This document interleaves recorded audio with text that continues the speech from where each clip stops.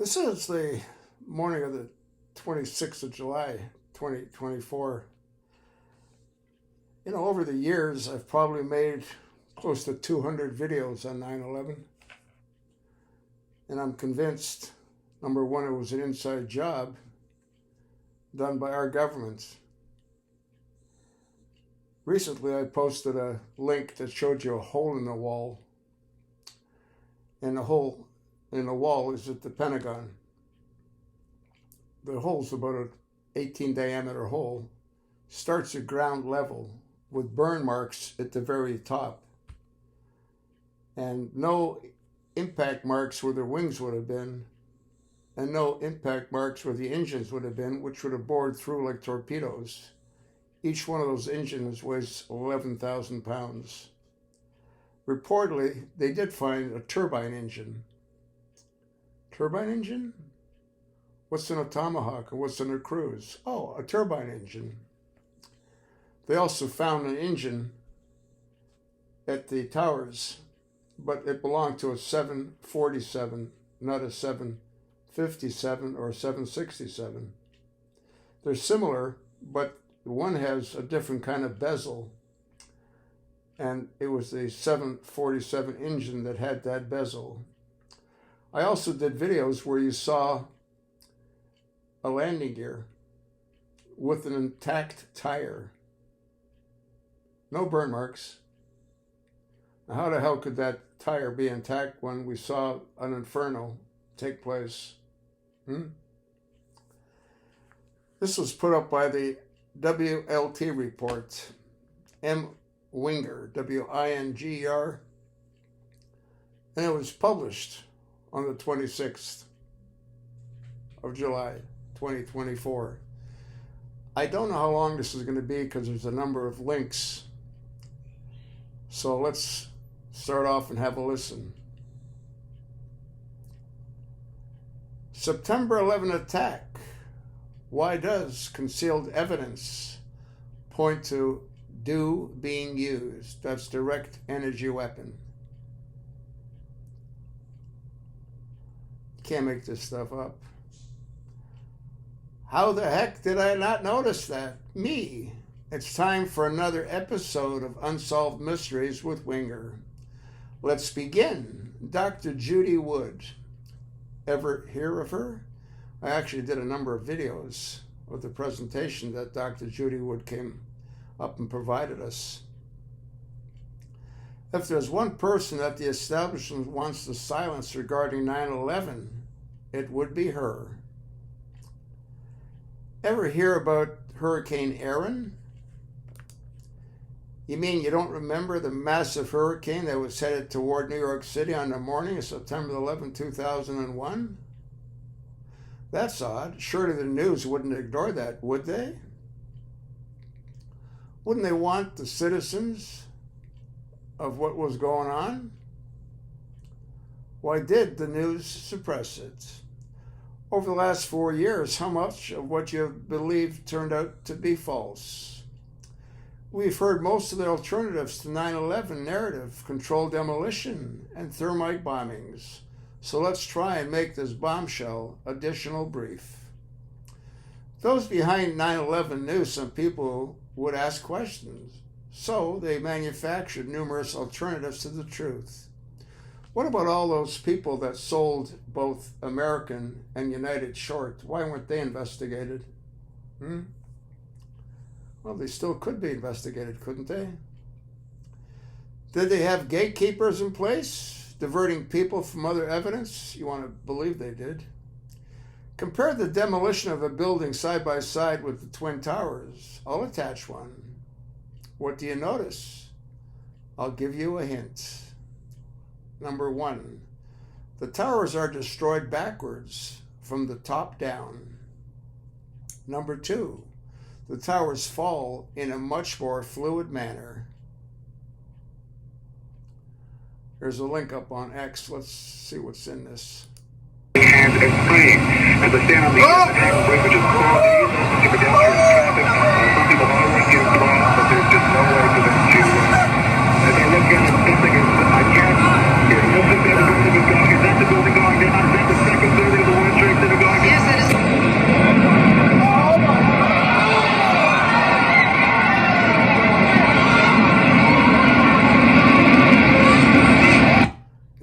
24-second mark, you can see all the thermite burning. I mean, it's just totally insane.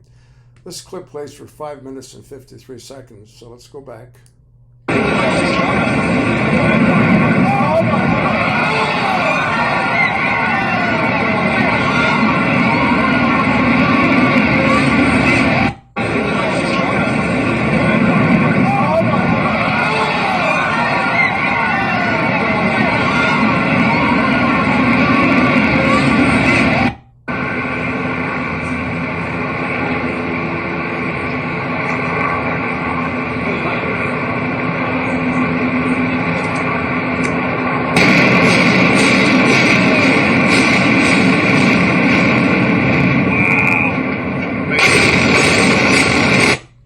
Explosions going off. Let's go back.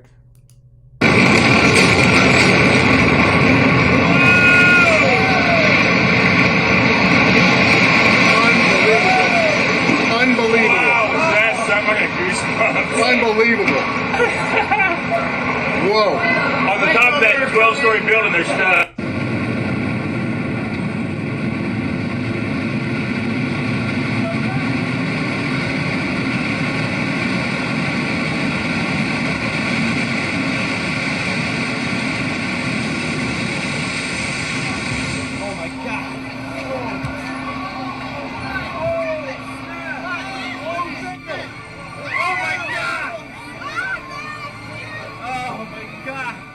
It took nearly 4.5 years to build the World Trade Center South Tower.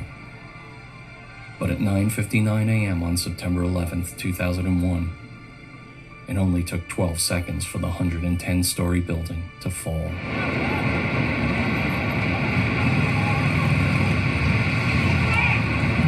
Just over 30 minutes after the South Tower collapsed, while firefighters were still inside evacuating people from the North Tower, the North Tower came crashing down.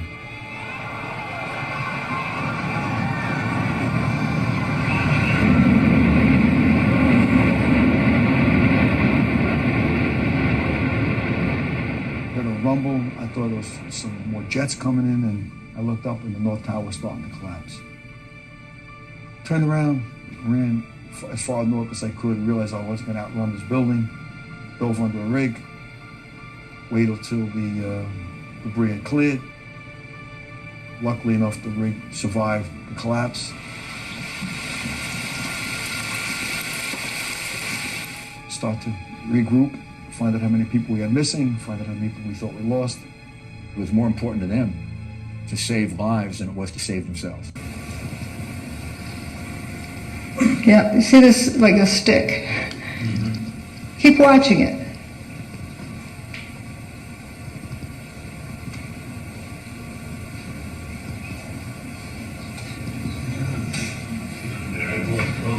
It turns to dust. In a minute, we're going to look down that intersection where this stuff should have landed. I have a faster one of this, but notice how all this is trailing dust. That's not from a dirty windowsill.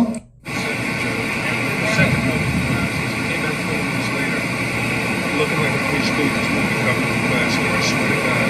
What are you gonna go through that? That's good shit. Then we went back there. Whoa, whoa, whoa, whoa!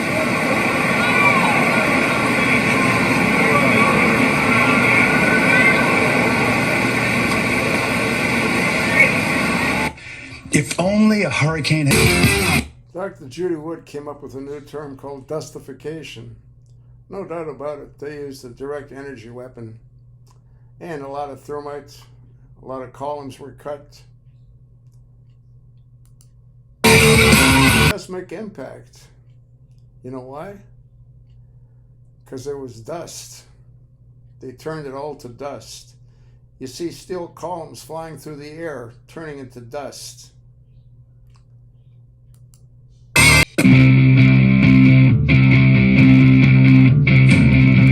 You know, when that event took place, my son was in Mississippi at the air base, and he woke me up when he called me, and he was crying. He said, Dad, Dad, Dad, turn on the TV, turn on the TV. I turned on the TV. I said, Aaron, I don't want to watch a horror show.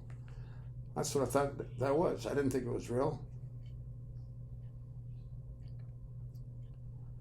It seems most truth movements have been infiltrated, which could explain why one Dr. Judy Woods got shunned and attacked when she came forth with her findings from the investigation.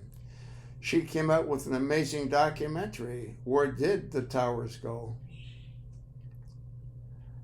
Evidence of directed energy technology on 9/11, full thread. 9/11 enigmas.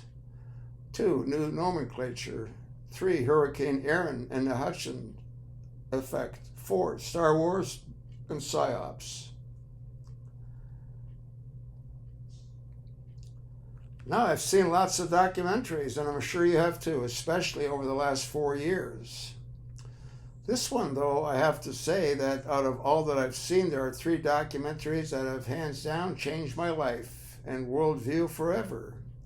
This would be number 3. The other 2 have to be shared at a later time. You might not be ready for them yet. I thought I knew everything about 9/11. That is, until I watched Where Did the Towers Go? Holy crap was my reaction while watching it. The second thought going through my mind was, how the heck did I not notice that? After 9/11, the World Trade Center steel was quickly shipped overseas and melted down. This was an unprecedented violation of federal crime scene laws. Here's this clip on X. Let's see what's in it.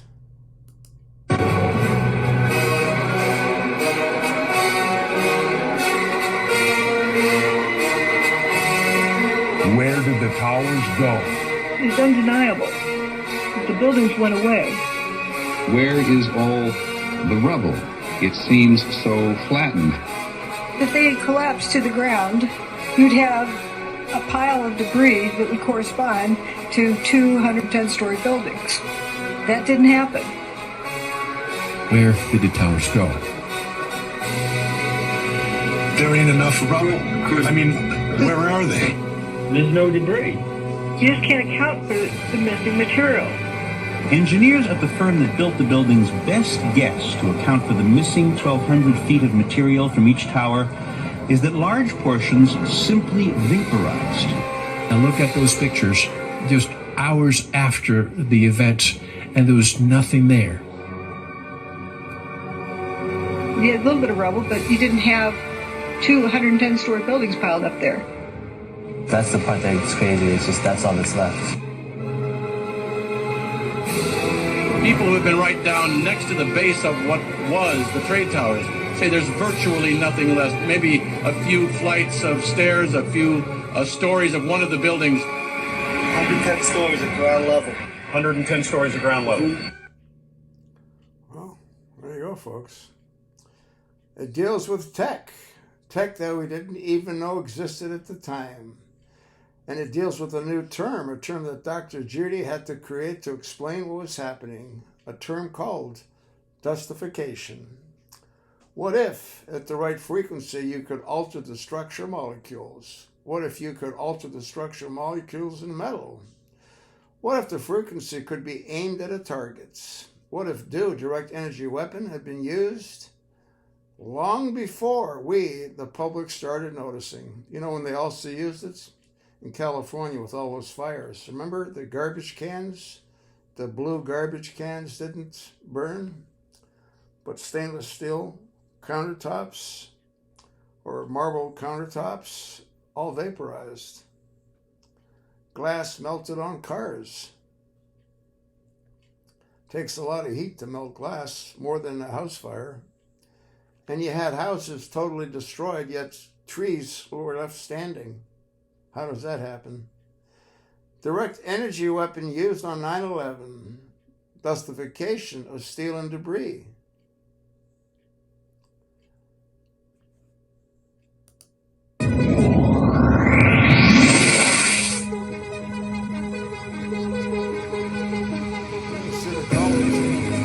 Steel turning to dust in midair, part 1. You have a steel beam flying through the air. It's dissolving as it flies through the air. It's turning to dust, and it's not hitting anything. The building was not smashed to bits. So that's why pulverizing doesn't describe it. No explosions, no heat, no flames. Vaporization implies high heat. Did you hear what he said? No planes, huh? You would have seen the whole building glowing. People would have been blinded by the light. It's very dense dust. It initially blocked out all of the sunlight, 100% of the sunlight, so it was pitch black. You come to the realization that these pieces of material are becoming dust. They're frothing up into dust as they fall. And if you watch some of these pieces, you can actually see them turning to dust before they hit the ground.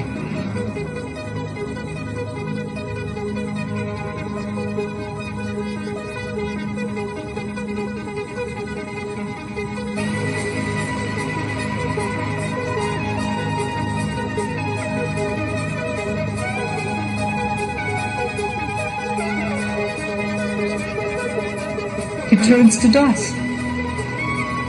That's amazing. That is amazing. I mean, just like a Star Trek thing. It just, poof, it's gone. What we saw and what happened on 9/11 was something that we as the public had never seen before. What happened on 9/11, I believe today, it was not a controlled demolition, it was not nanothermite, and it certainly was not the pancake effect of two planes hitting a building. There's a cluster of core columns that remains here. Watch what happens to them.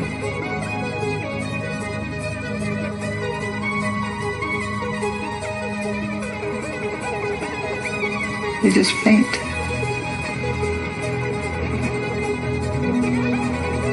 Here's building 7, which is a 47-story building. It's like 650 feet tall, approximately. This has got to be over that.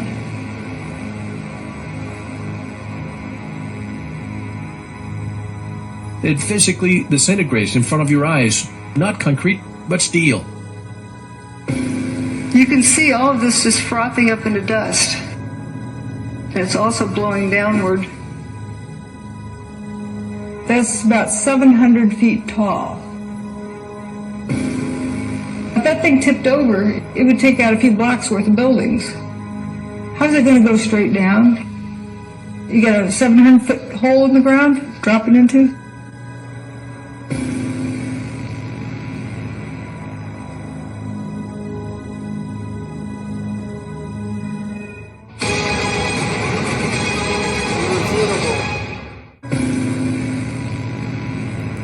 Folks, again, there was no seismic shock wave.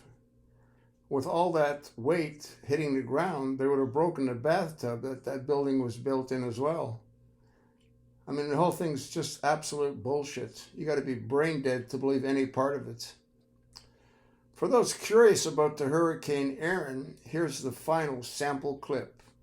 Where did the towers go? Evidence of directed energy technology in 9/11. Part 3, Hurricane Aaron and the Hutchison effect. Is there a connection between the field effects associated with hurricanes and energy effects involved in the destruction of the World Trade Center complex on 9/11?